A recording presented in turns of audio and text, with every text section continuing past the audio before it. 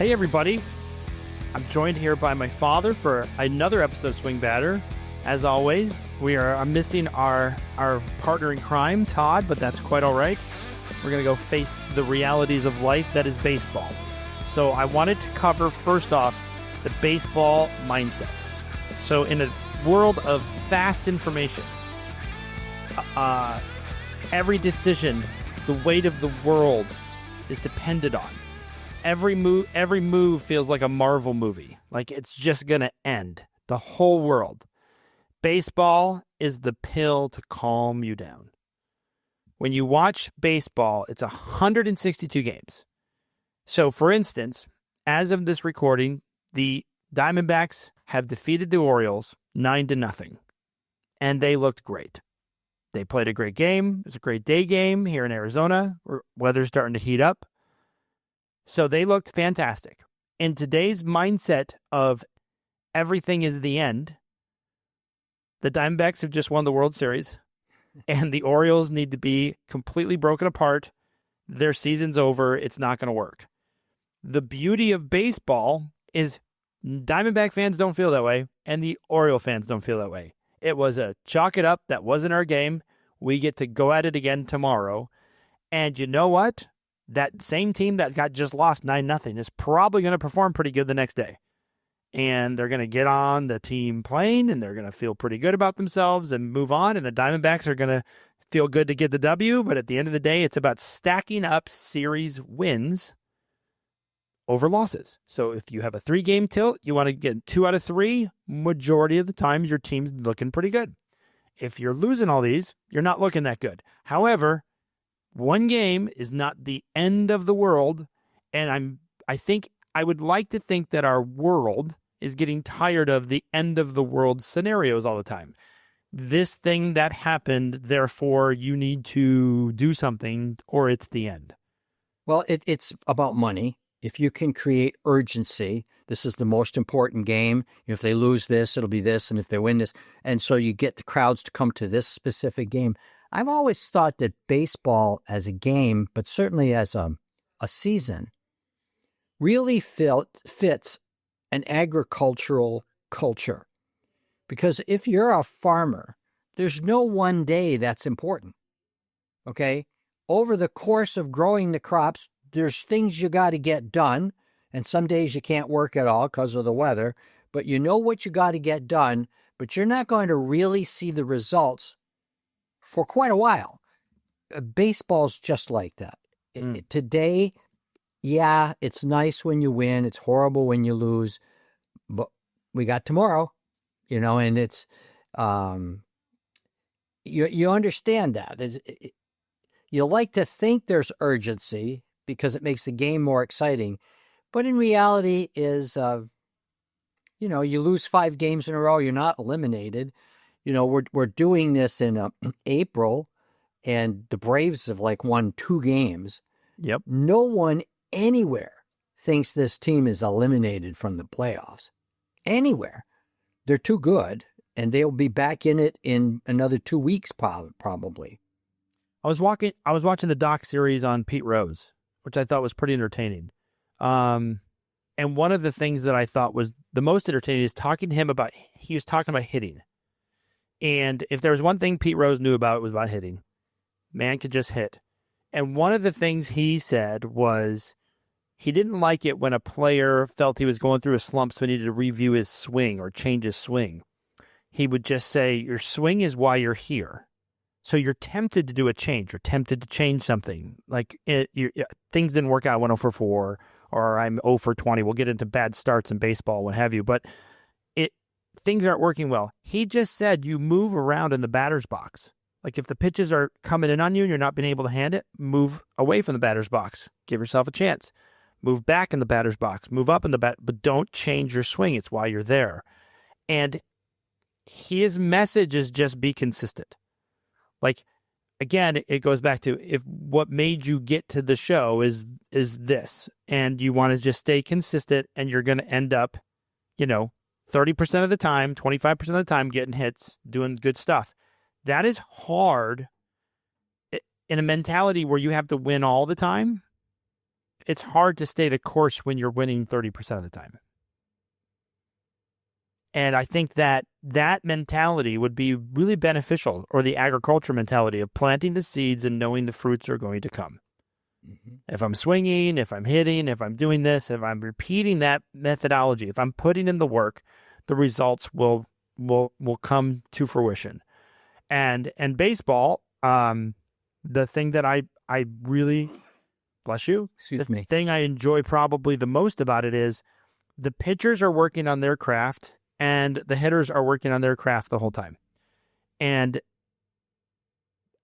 there was a pitcher who faced his old team. Oh yeah, the Brewers. Remember the Brewers had the terrible series against the Yankees? Remember the Brewers had a pitcher going against the Yankees who played for the Yankees previously. And then the big craze was the torpedo bats. The torpedo bats were amazing. Or I'm going to give you an antidote. They knew that pitcher so well, he was tipping his pitches and he didn't know it.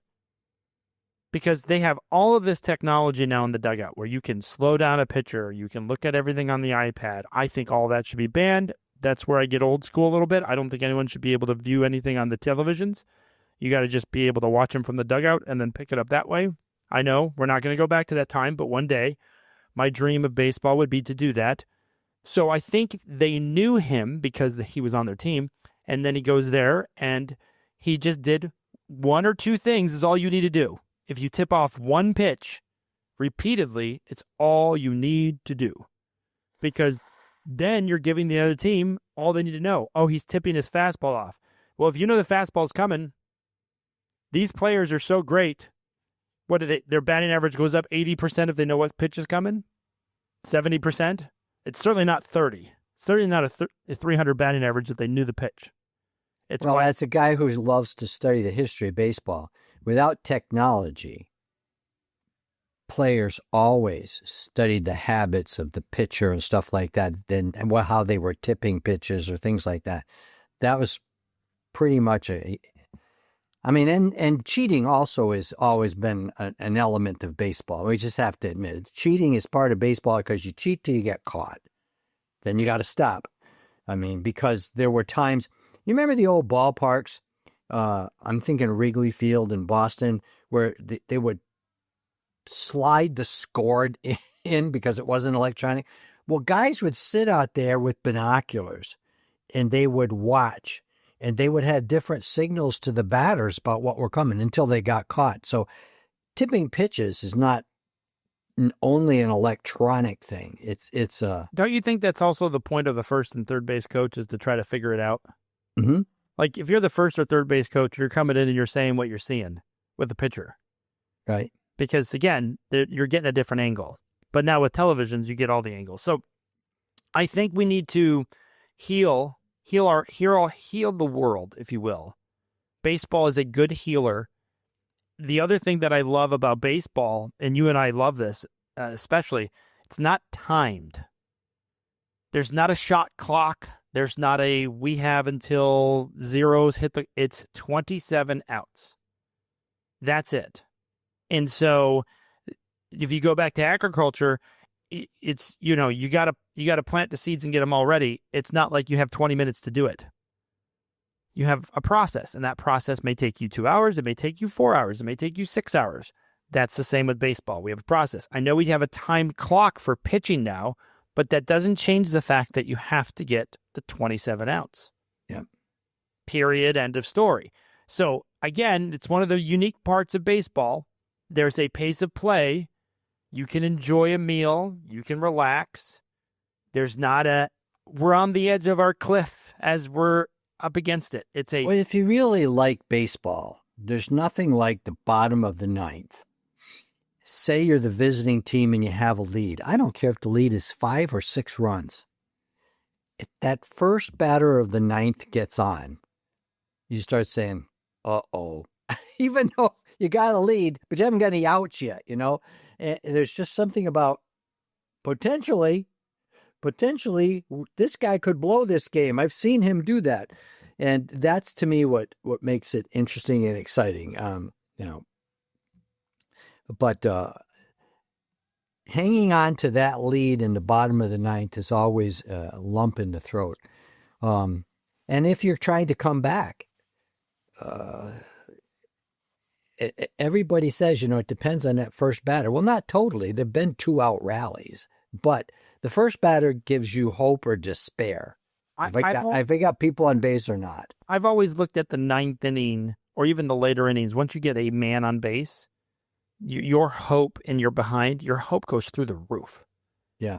Like just getting a person on first, because now they come to a set. The reliever has to figure this out. There's the possibility of a bunt, a possibility of a hit and run, possibility of a stolen base. There's a lot of chaos that can now occur. There's a lot of gamesmanship that's happening. And it makes everybody start to think of all the possibilities. So it's like one of those things that you think about when you have the lead, and then when you're behind, you just want to get that one runner. So you were telling me the Diamondbacks had a player with a really poor start. So yes, there are people who have slumps, everybody, and it's no worse. There's nothing worse than starting off with a slump. So Jake McCarthy had a pretty good year last year. He was batting close to 300 most of the year. He's a very fast runner. He had a great year, and he just can't catch a break. He doesn't appear like he's lost at the plate. He's not like striking out every time up, but he was 0 for 24. And did finally get a hit today. But the story I was relating to earlier was the announcer for the game announced that he's nowhere near close to the record. The record is way worse than 0 for 24. So Brendan looked it up, and why don't you tell us what that is? So one of our SwingBadder contracts of all-time history has got to be Chris Davis. And for those Oriole fans who played the Diamondbacks today, they got the blessing of seeing Chris Davis go through 2 years. He went from 1 year to the next year. He went 0 for 54 in a span of at-bats. Again, going back to that Pete Rose thing, you got to trust the process. Davis was that was a terrible time. It was being covered. He set the record. They were all following him. It's not what you want to be followed for. His 0 for 54 streak had some interesting stats to it. He struck out 29 times in that streak. So over half the times he struck out, which again is very comical, but his contract was also comical. He did break out of the slump with a multi-game hit. No home runs, but he did have a multi-game hit when he got out of it. But I laugh because, again, I'm going back, watching the Pete Rose series and going through his hit streak where he was, they were talking about the possibility, because these are some of those records in baseball that we feel will never be broken.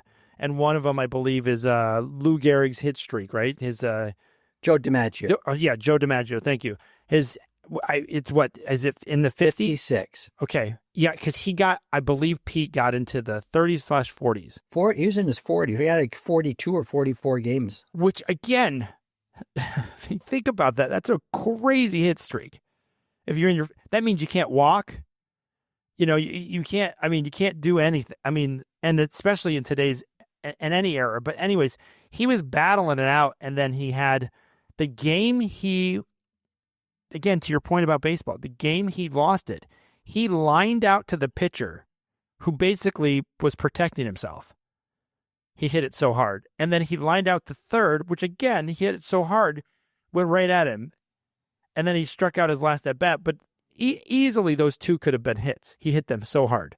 So it's a partially luck, because we've seen batters go up there and sting the ball. But it's so great that Chris Davis has set a mark to be talked about. And again, I know 0 for 54 is not 54 games. It's at-bats. But 0 for 54 is a crazy amount of at-bats. To not get striking out over half the time. It was just, a bad contract. But, yeah, starting the year off 0 for 24 has got to do something for your mentality. Again, these players battled through quite a bit, I think, of personal, just trying to make it happen. And it's like, as the manager, you're like, hey, just keep going at it. Don't be sad. Don't be depressed. Well, baseball is known for superstitions because of this. Oh, because what you said, you can sting the ball and go 0 for 4, and you can get fooled and hit one off the end of your bat that dribbles down the line for a double. And on the statistics, you got a double. The other guy went 0 for 4, but that doesn't signify how well you were hitting the ball. So when guys would go into slumps, they would try, not change, if they're hitting, not change their socks, or if they're not hitting, just do crazy things to try to, believing in all kinds of superstitions that they could finally turn this around. But when you have a 162 game season and you really are with these players the whole time, there's a lot of things that you can do to, like, players mess with players and helping players out, because you gotta keep it late. And so, yeah, there's a lot of good things. The other factor about Chris Davis, that is, this was during the shift era, and they shifted pretty heavily on him. So he didn't even try to, like, break it up by just getting a bunt hit. He could have, like, laid a bunt down third and he would have been fine, but he didn't do that. That's not how he broke it up, which would have been a history of itself.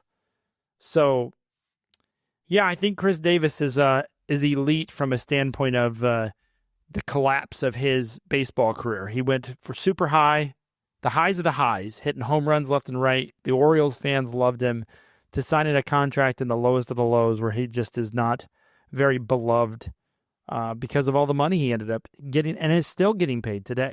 Still getting paid for many more years. In the old days, when pitchers batted, it was accepted that pitchers couldn't hit. So if a pitcher had a 100 batting average, that's horrible, but he's just a pitcher. But now that everyone's a professional batter that comes up to bat, getting any kind of a horrible batting average like that, well, unless you've signed a big contract and they got to pay you, it certainly can put your career in jeopardy. You can end up in the minors pretty fast if you're a young player. And then they especially if you have a potential of being great, they always call it like a hiccup. They break you down, get your confidence back up, bring it back up. Because what you have, either it's working, it works there, it works other places. It's a good thing. The other thing that I thought was interesting, we talked a little bit about minor league stadiums before the season. And two teams are playing in minor league stadiums, the A's and Tampa Bay. And for lack of any other adjective, I would say both are pretty happy with the results so far with these smaller stadiums. They're both getting attendance. In fact, Sacramento A's are drawing more than they were when they were in Oakland, and Tampa is getting sellouts, which was unheard of in Tampa Bay baseball lore. So the smaller stadiums, more intimate settings, because again, we have spring training here in Arizona. The stadiums are different. They're set up differently than the Diamondbacks regular stadium or all of these MLB stadiums. You're closer. Everything is closer. The bullpens, you're on top of them if you're in the outfield. I feel like the stands they move everything in quite a bit. In Oakland, it was notorious that they had I believe the largest foul territory in baseball when they played in the Oakland Stadium. Because that was known for that in the playoffs, because you'd hit a foul ball off first, and then they had that open dugout layout. They no longer have that. So again, you're a little closer, and I think that may be part of it, but both those networks are new. Like Sacramento, it's a new vibe, and then I think Tampa, it's a new feeling. But again, we're in April, we're not in July in Tampa. I think that may change some things, but I think so far everyone's if you're one of those franchises, you got to be pretty happy with the results. Well, baseball is kind of in some ways it's like cruise control. What's going to happen now is we just finished the NCAA March Madness. Hockey and basketball are going to go into 2 months of playoffs. 2 months where they're going to be eliminating teams and stuff like that. And the sports news is going to be on that because they'll have games every day in the playoffs. During the season, your teams don't play every day. In the meantime, baseball is going to be chugging along playing games every single day that have a minor difference in the standings. Win 3 in a row, lose 3 in a row. But you kind of see how it's coming out, but it's just kind of like they're on cruise control. So for the next 2 months, except for extreme things like a no-hitter or a 4 home run game or somebody just having a spectacular game or a spectacular week, you won't read or see much about baseball in major media. On Sports Center, they'll show you these fantastic catches that people make, which are incredible. But the people the population will be following the playoffs of the other two sports. And then somewhere in end of June, early July, all of a sudden, baseball will come back to life. They'll say, oh, do you remember how bad the Brewers were after 3 games? Well, you look at this, they're only a game out of first. Right. Okay? And look, remember the Braves? We were eliminating them. Here they are in 3rd place, but they're only 3 games out of first. And then we'll get something every day. But for a while, it's going to be kind of like hibernation in terms of news. And the only people that are going to be watching every day are baseball nerds like me. But that's okay. That's okay. It's like I said, it's farming. It's like a pace car. Like, again, you're right. The rabid fans are going to be NHL playoffs, which are going to be great. NBA playoffs, which are probably going to be great. It's nothing against those sports. They're prime. This is what their season is. This is the harvest that they had for the 82 games. Baseball is that consistent thing that I remember growing up, looking at the back of the paper and looking at all the box scores and looking at all the players to see how the batting average were looking, who's leading in the home runs, who's leading in the average, which team stats are looking good.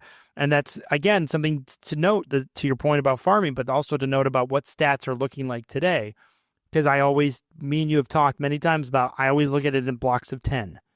There's 10 games, 162 game season. The NFL has a 16 game season, or used to. So you want to look at it at 10 games is like 1 game. So in 40 games, it's a 40 game quarter, you're a fourth of the way there, quarter of the way there. So 40, 80, 120, 160, that's what I look at. So I always looked at it like, how did you do in 10 games? Did you end up with a win or a loss? So when I look at the Braves, they started the season, I would say 0-1. Does that mean you're out of the playoffs in the NFL? No. If they're 2-8 for 40 games, they end up with 8 wins and they're 0-4, we need to have a press conference. This is an emergency. There's another reason why the 10 game, to look at something at 10 games is a good way to look at it. Because if you realize this will never happen, but if a team wins 6 out of 10 games, they're going to be 6-4. But that's a 600 percentage. If they were able to do that every week, they would make the playoffs. Just going 6-4 every 10 games. So obviously it's not as easy to do as it sounds. You're going to have some 10 game sessions, you go 2-8, right? You're going to go 3-7. But literally, if you can just look at 10 games and say, well, we won 6 or 7, that's fine. It doesn't matter that you lost a game 18-2 in that list. That doesn't matter. Right. And so when I look at these records, or I look at the stats right now, like for instance, the Mets lead all of baseball in the ERA as a team ERA, which is great. I mean, we didn't expect it. But to your point, we're only in that first half. They have 12 games.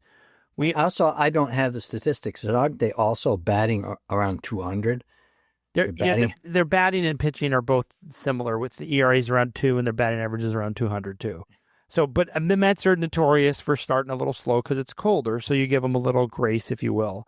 So, again, to your point, like I look at Baltimore, they didn't start the best. I look at the Braves, they didn't start where ideally you would like to have 4 wins, not 2 out of 10. But to your point, are you going to say the Braves aren't going to have an 8-2 kind of a 10-game swing? A 9-1?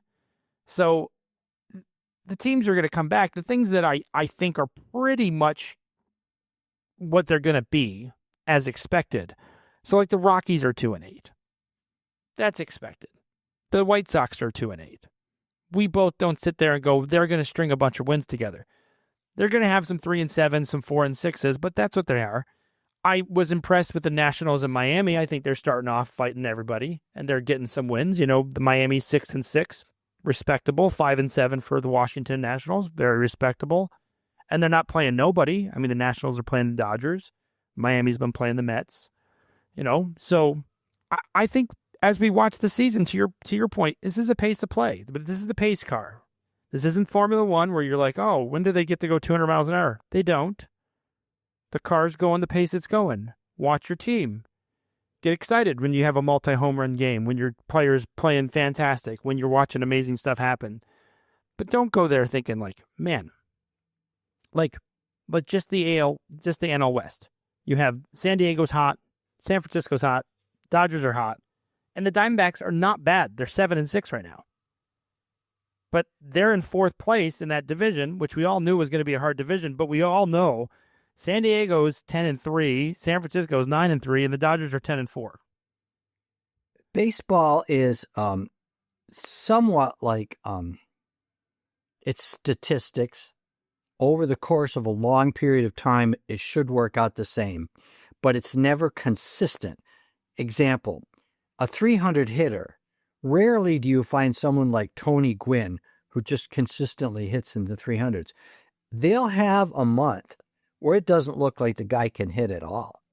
You know, he's batting 210 for the month. And then that same guy will have a month where he hits 400. In the end, it'll come out okay. But one of the things, if you're cheering passionately for a team, that's always frustrating is when teams stop hitting. I mean, like everyone stops hitting, and you're losing games 2-1, 1-0, 3-1, and you're going crazy because you got good hitters, but all of them went in a slump at the same time. Then what'll happen is they start winning 11-1 because it evens out. But when you're cheering for your team and they're not hitting, it's like anything. People live with offense. They want to see offense. And when the offense isn't working in any sport, it's very depressing. But that's just, isn't this life? Who has a consistent life? We don't stay on a highway for all of our life. We get exits, we get things that happen. It's just very consistent with the way we live. And for those, I mean, again, we watch a lot of baseball. Our fans do too. When there's a psychology to baseball that I think is profound, and I've read a lot of fun psychology books about sports. I can't tell you the amount of times my team has been up or down 4-5-0 after the first 3 innings, and then by the 6th or 7th, it's 5-3, 5-4, 6-3, 6-4. It's not out of reach. It's not 6-0. So I always laugh about like the teams that don't hit. It seems that they lose 2-1 or win 2-1. And then when they are hitting, they win 10-6 or lose 10-8. And then you're like, man, we're hitting, but man, I want the hitting and the pitching to always go together.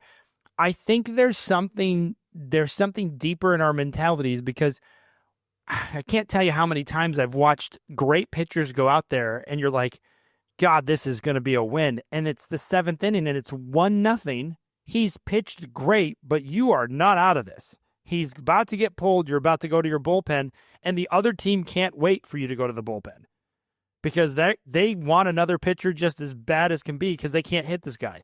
So it's always been that way with baseball. Like, there's something to the mentality.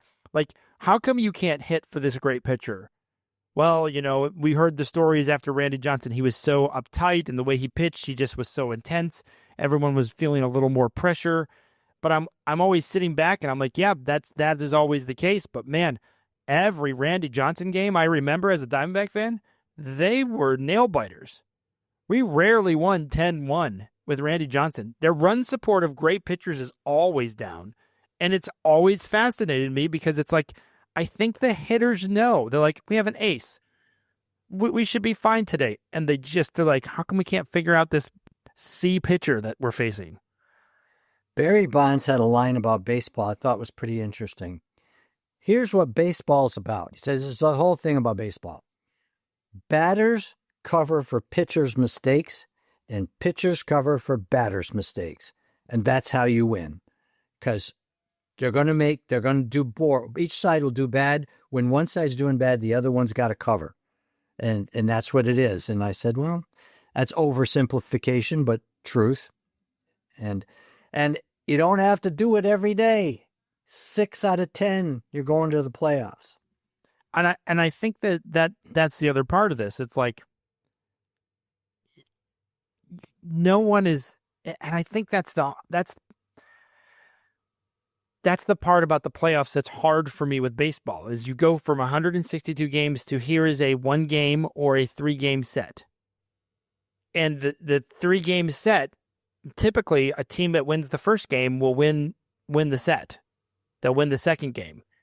It's hard for baseball to have that sense of urgency. Like, we were talking about pulling a goalie, for instance, and you bring in the sixth player and everyone's playing frantically.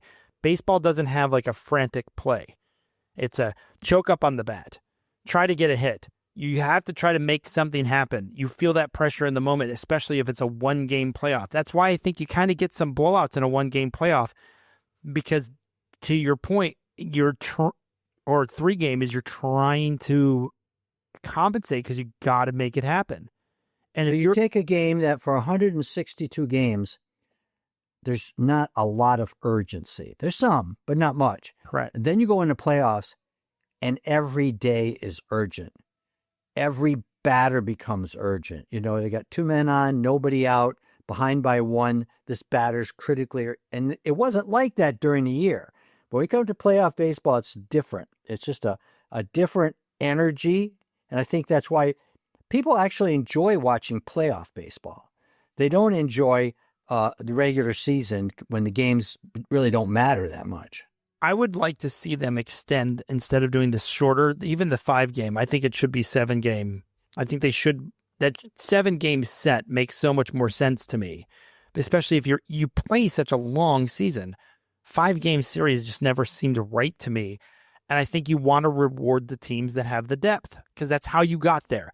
No one gets to the playoffs in baseball without some depth. You can't get there with 2 pitchers. You have to get there with multiple pitchers and good relievers. And you got to get there with a 7, 8, and 9 in your lineup hitting. You can't get there with only 2 guys hitting. So, like, if you look at a 3-game series, if you get 2 guys hot or you have your 2 aces, it's hard to beat that team. But if you play them in 7, you get those 2 pitchers twice in a row. I mean, you get them twice, but you still have 3 and 4. You got to bring out the garbage, if you will, and then you're taxing your relievers and I mean, there's more game. There's no doubt that the longer series favors the better team. The longer but series, there's still, in all of history of baseball, you can say that, and I would agree with you. But there are still upsets even in a 7-game. Of course, it's favored doesn't mean they're going to guarantee. Correct, but that's why I think baseball should go more with the longer series and less with the shorter series in the playoffs. I understand the excitement of it. But at the same time, if you're going to judge a player based on a slump over the course of a 3-game, 2-game, 1-game set, that's not fair. I mean, if you look at the playoffs and what occurs, it's just not where you want to see it. So I would like to see the baseball playoffs get extended. Well, I don't want them playing into November. If you want to do that, I think you got to shorten the season. I'm also okay with that. You can bring it down to 152. You can. You can do some double dips, play some double headers, get more day baseball games. Since we're looking at rules of baseball, I think if I was also, being that I'm in Arizona as a Diamondback fan, I am a big fan of earlier start times, kids get in free in the summertime. You want to make the kids in Arizona love the Diamondbacks, they get to go to the baseball park for free. Under a certain age, they'll spend $20 at concession, $15, $30 at concession. Forget the ticket prices. They can sit in the upper decks, whatever they want to do. Make it a kid-friendly environment. It already is. Attracting the younger audience to baseball by giving them and allowing parents, like, again, an afternoon. Because, again, Diamondbacks aren't selling out. No. Anybody outside of Tampa Bay, is anybody selling out? I mean, Boston, the Yankees, I mean, there are teams that are doing really well out there with attendance. So I would love to see the Diamondbacks do a couple rule changes that would really help the younger fan base and really get them excited about it, ready to rock and roll.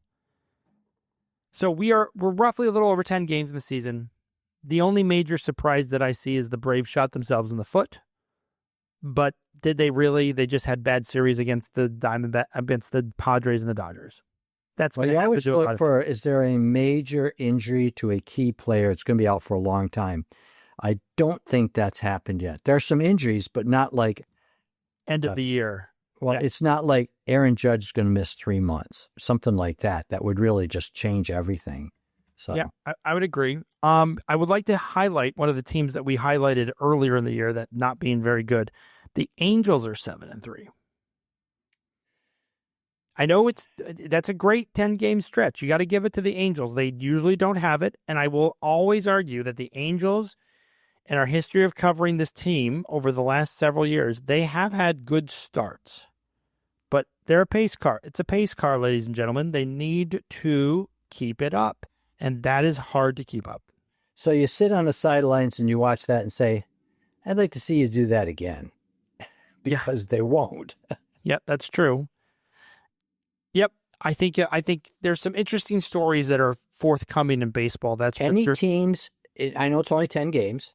You can't make judgment. Are there any teams that you looked at and say, I think they're going to be better than I thought they were? Any teams strike you like that? I'm too early for that. Let me think for a second. That's a good question. Well, let me tell you mine. Yeah, who do you have that you just... I think I underestimated the Cubs. Now, again, they could fall apart in the next 20 games, but they got a great offense and they got really good starting pitching. I don't know about the bullpen, but they're a tough team to beat. I'll tell you that. They're a tough team to beat. I think all of us picked the Cubs to win the division, though. Except me. Oh, okay. So that's the surprise for you. I wasn't expecting the Blue Jays to start hot, and I know we're going to cover his contract, Vlad's contract, $500 million, 14 years. Don't know if I like that deal for either side. I think I guess I shouldn't say either side. It's a lot of money. It's not Ohtani money, and it's a long time. 14 years is a long time, ladies and gentlemen. They're going to spend the last 5 years shelling out for very little production. You have been proven right on that time and time again. I think the team that kind of surprised me starting off pretty hot, but I read their stats and I'm kind of expecting the floor to come out. The Cardinals are like one of the highest batting averages in the league. That's not good. They're 5-7. So it's not like they're the highest batting average and they're like 8-2 or 9-4. So to me, they started off pretty hot. They're going to kind of go back. Do you see the Giants is this like show me again? Because the Giants started off pretty hot too, and I was like, they pulled one. They were way behind today and end up winning. So they're doing a lot of good stuff. But again, it's 10 games. Let's see what you do in the next 10. I feel the NL West is going to be a lot of. They're going to be that's a tough set. Like if you're traveling, you do the West Coast travel, like you hit the Giants, Dodgers, Padres. Typically, you come out to the Diamondbacks. Like if you do that set, and you go 500, that you should give yourself a star. Oh yeah, you pack your bag and run out of town because you just did great. Because again, with the schedule and everything's even Stevens, like what the Braves went through, that's not the only time teams are going to go through that. Before we met, Brendan, I was talking with our technical guy, Eric, about the reason I don't like long contracts. It's hard to find a baseball player who performs well at age 38, 39, 40, maybe Nolan, Ryan, rare exception. But by that time, they're pretty well burned out. And we got these contracts going older than that.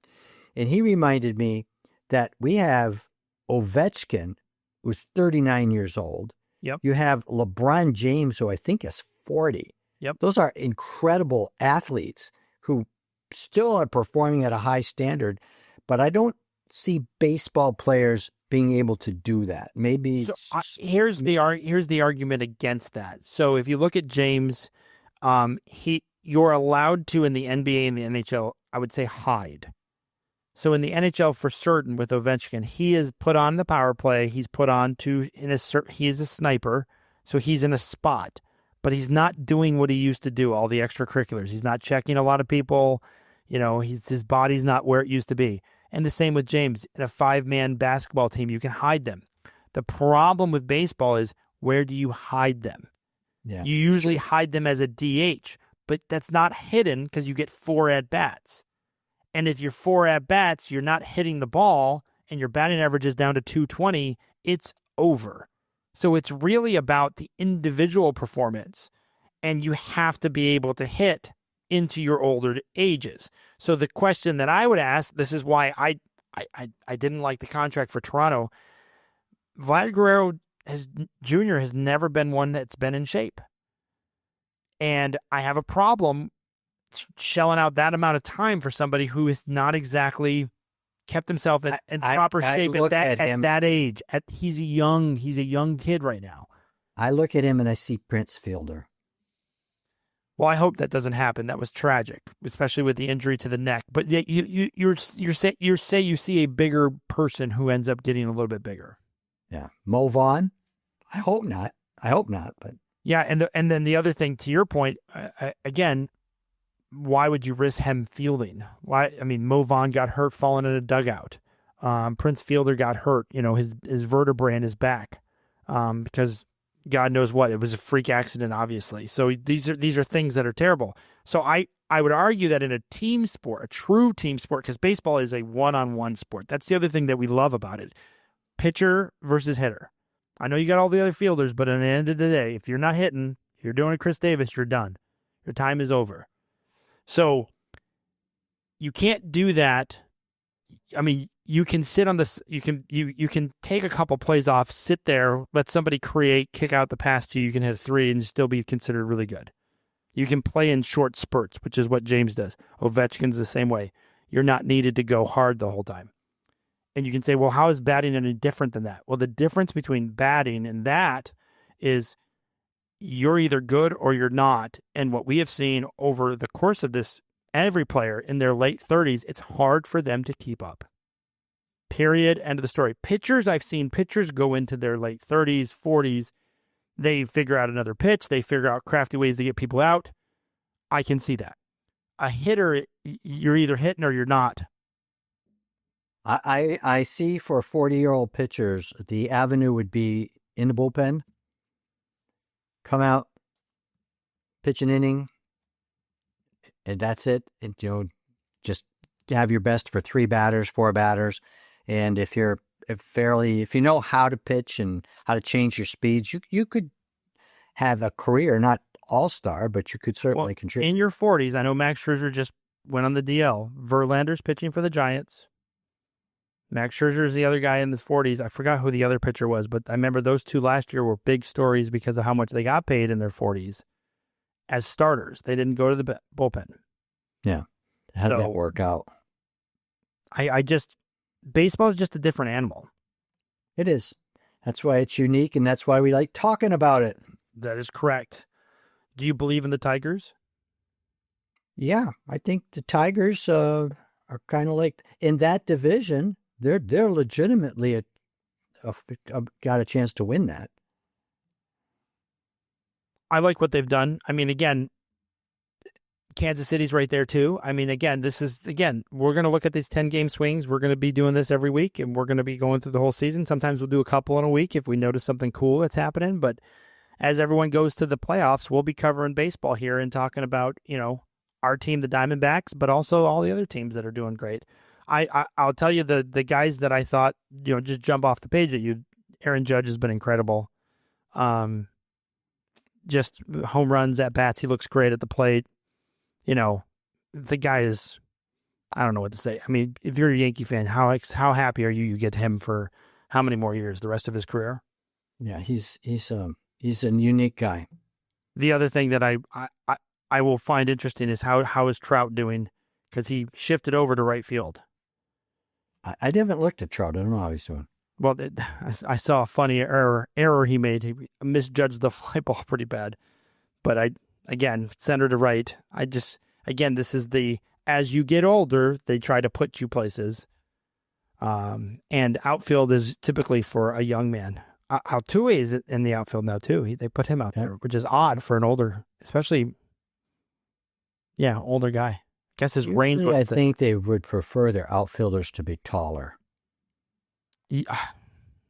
I mean, trying to run down a ball in the gap, that extra reach is helpful. I've always thought that you just want, Finley was not tall, but his quickness is what the factor was. We've been really blessed in Diamondbacks. We had some great center fielders, but the one thing that they track, because now they track everything, they track your first jump to the ball. Mm-hmm. And They should. that is an interesting measurable, because a lot of players make amazing plays because they took the wrong beat to the ball. Right. They took the wrong pathway or did the wrong step. So I find that to be interesting, and I would imagine they're going to do that in minor leagues to kind of assess your outfielder instinct. So I don't know if that's going to end up giving us a stat later on in life, like this outfielder does this really well, and that's why he prevents so much. Because I felt like with Finley, he was always at the right place. Like how he was pre his scouting report on every player was good. He had a good read of where to be in the outfield. So he didn't end up making terrible plays. He was always had a good beat on where the ball was going to be or where it was going to go. You know what I mean? He just always had that great being able to read the pitch. Didn't we have that guy White too? Devon White, our first center fielder. He was also fantastic. He covered all sorts of territory because the Rockies and the Diamondbacks have tons of outfield. That's true. Tons of real estate. Yeah. All right. Well, any last closing remarks? We got my pitcher for the Rockies going tonight. Do you think he's going to keep his 0.00 ERA with his 2.17 whip? If I was a gambling man, I'd be pretty sure he's not. Well, he faces off against the Brewers here tonight. I'm cheering for him to keep his 0.0 ERA. Oh, of course. Why not? What's his name? His name is Antonio. Oh, Antonio. Of course, I click on the wrong thing, but what do we got for the Rockies? Poor Chris Bryant. Starts with it. Come on. What is this? Oh, that's why. Google's taking me places. Thank you, Google. Thank you, Google. So you just bought the package strictly for the Diamondbacks then? Just bought the Diamondbacks only. So the Rockies pitcher, here it is. Antonio Senzatela. I just got it. Senzatela. He has a 2.17 whip and a 0.0 ERA. And that game, ladies and gentlemen, is about to begin. They're warming up. That's my game of the night. That's the one I'm following. Well, let's just see if he can get out of the first inning. Yeah, probably won't. He's entertaining. If you remember how you were like, if you get a runner on base, he does that consistently. If you don't get a runner on base, something's wrong with you. Yeah. All right, well, that's my game of the night. Anything else you got, Dad? Just keep watching 10-game spreads. Don't worry about today. Look at 10 days. 10 days is a good way to measure it. And for that, thank you for joining us on SwingBadder. As always, I'm Brendan. This is my father, and we appreciate you guys liking, subscribing, and just joining us for the conversation. We appreciate comments, likes, whatever you got. Fill a bowl with spicy hot Cheetos, and let's talk baseball. There you go. We'll see you next week, everybody, and thank you so much. Have a great week. Enjoy baseball. Yep.